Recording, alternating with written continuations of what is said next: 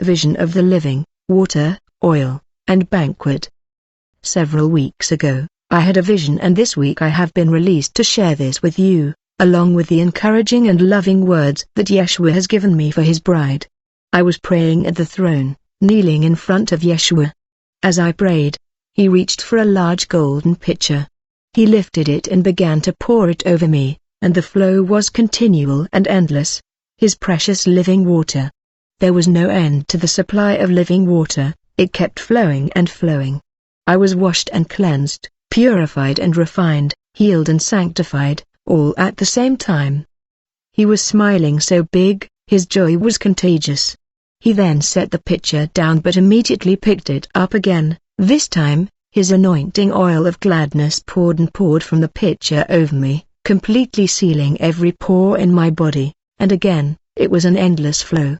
He expressed to me that as he pours his oil over all of us, we are then sent with his anointing to share his message of love with all we come in contact with.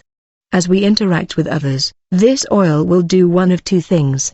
If the people we come in contact with are open to his love, the oil literally drips off of our hands as we love them, onto them, and is absorbed and then given out by them in turn to others.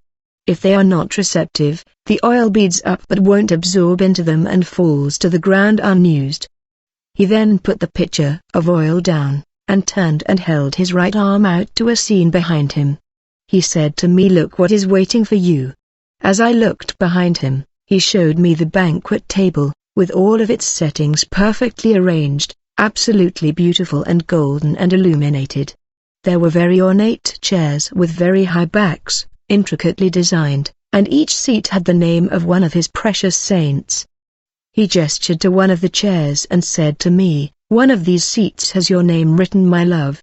You do not have to wait to join me in the feast. The celebration has begun. My kingdom lives within you now. You can experience the joy of my wedding in every moment now. Your spirit dwells with me. Celebrate and have much joy now. Why wait?" Then the vision ended. He has been speaking about the many meanings of this vision, and this morning spoke an encouraging word for his church.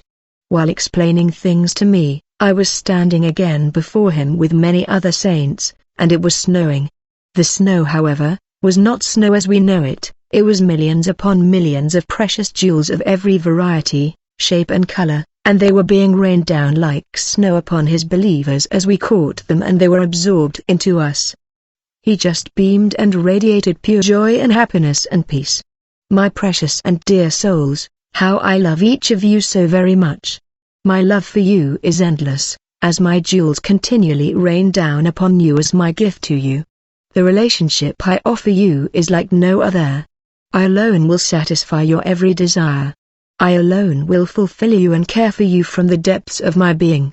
Each one of you was intricately created and formed and breathed into by my very hands, and my very breath.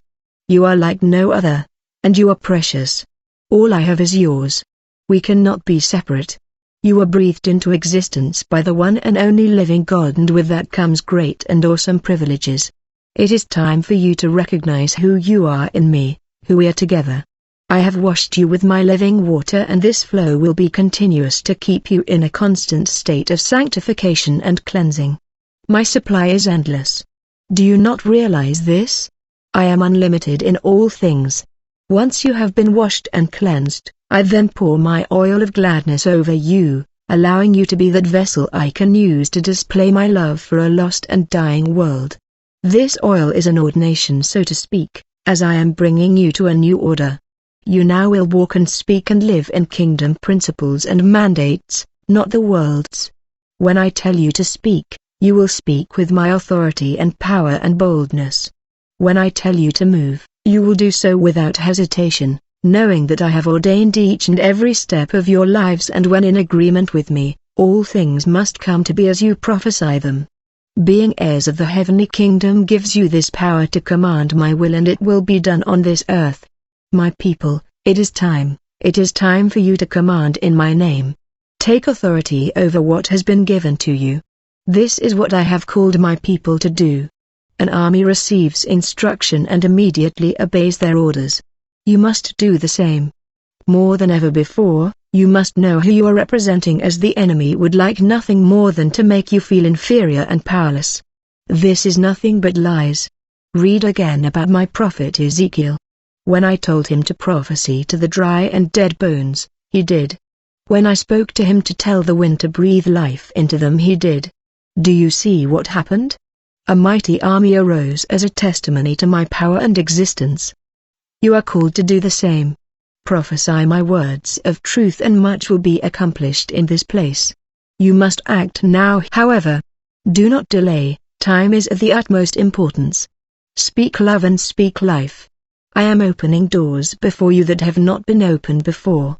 Walk boldly and with much courage, my saints. The battle is won, you are victorious, and we celebrate together.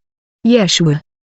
Exodus 29:7. Then shalt thou take the anointing oil, and pour it upon his head, and anoint him. Page 46. Behold, I come. Messages from Father, Volume 2, 2013-2014. Leviticus 8 verse 12. And he poured of the anointing oil upon Aaron's head, and anointed him, to sanctify him.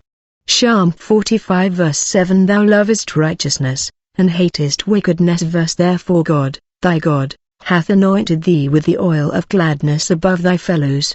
Psalm 92 verse 10. But my horn shalt thou exalt like the horn of an unicorn. Verse I shall be anointed with fresh oil.